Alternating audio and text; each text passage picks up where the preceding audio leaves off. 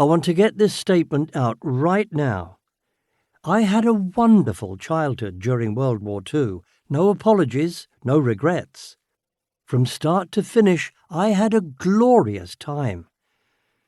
In 1939, at the commencement of hostilities, all school attendance became voluntary. No need to feign stomach pains, forging parent letters to teacher suddenly unnecessary. Even the teachers didn't have to attend school, but they still got paid.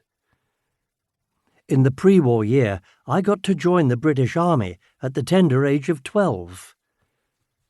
In my hometown, which was a mecca for unemployed layabouts who came to enjoy the pleasures of the seaside, a large indoor amusement park called Wilkie's Palace was closed down and requisitioned for military purposes.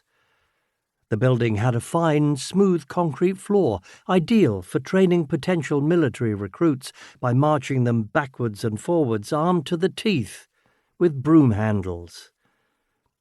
A few of my young friends heard about this and decided to shorten the war by an indefinite period, signing on for service with His Majesty King George VI.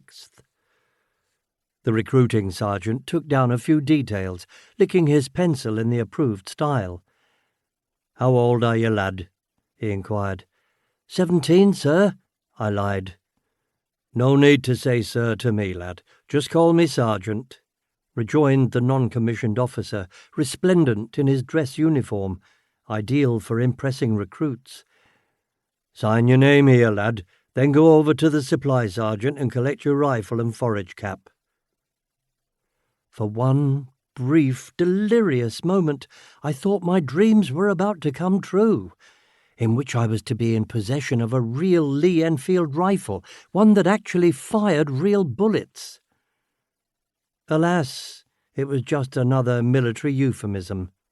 The rifle turned out to be the old broom handle. We drilled for a couple of hours, then were dismissed and warned not to be late next afternoon. I walked home filled with elation, wearing my forage cap, that sleek little object with a pleat running from front to back that was, as far as I could see, quite useless, except for distinguishing the wearer from enemy forces that might be lurking abroad on the road. Arriving home, my mother asked what was that silly thing on my head. Indignantly I related, with no little pride, my recent military achievements. Mother listened as if stricken with horror to my patriotic protestations. Next thing I knew, she dealt me a severe blow across the location of the forage cap at the back of the head, knocking the cap clear across the room, warning me to get rid of the silly thing and never to let her see me wearing it again. That was the end of my first and last engagement with the British Army. Not to be denied my nationalistic fervour, the exciting position of civil defence messenger began to impress itself upon my budding imagination. The local headquarters for this noble organisation was located less than a mile from my home, so I hopped on my trusty bicycle and paid them a visit. The Commandant seemed quite pleased with my enthusiasm. One of the perquisites provided with this new position was a more professional military-style gas mask. During the war, everyone had to be outfitted with a gas mask. The type dispensed to ordinary citizens was enclosed in a stupid, square cardboard box, very uninspiring. Policemen, firemen, army, and most civil defence personnel were issued a more professional, military-looking mask, housed in a khaki fabric sack worn on the chest, hanging from the neck or slung around the shoulder in dashing style. That got me. I was to sit on a chair outside the Commandant's office and await the cry, "Messenger!" What excitement! I waited.